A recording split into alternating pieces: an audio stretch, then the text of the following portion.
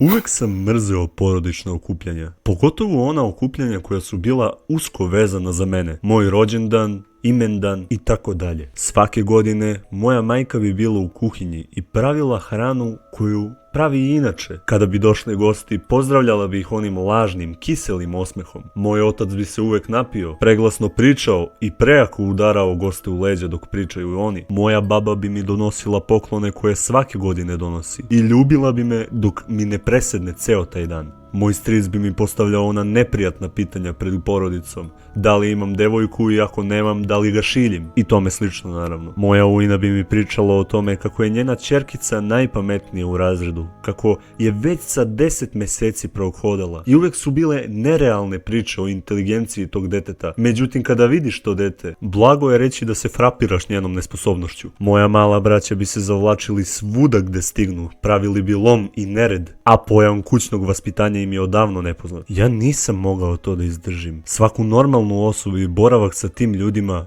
iscrpeo i fizički i mentalno. Boce vina bi pratile boce viskija i polako nestajale dok bi se oni smejali kao hijene. Morao sam da odem odatle. I kao i uvek, znam gde moj ujak drži svoje cigare. Otišao sam u sobu preko puta gde nema nikog. Međutim, kada sam ušao u sobu, osetio sam neki dobro poznati miris koji nije trebao da bude tu. Opet ispod stočića istrčala su moja dva mlađa rođaka sa onim licem kao da su već nešto uradili, ali da ja to još nisam ukapirao. Pobegli su iz sobe, a ja sam pripalio cigaru. U trenutku kada sam upalio upaljač, plamen se proširio kroz celu tu prostoriju, a posljednje što sam čuo je eksplozija. U jednom trenutku cela kuća je bila u plamenu i sve što sam nakon toga mogao da čujem je vrisak moje majke, urlici ostalih gostiju i miris spaljenog mesa koji je trajao i trajao. Ali ja sam osjetio mir, jer nakon toga sve se pretvorilo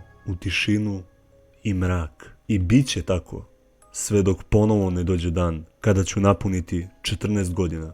Zauvek 14 godina. 551. put.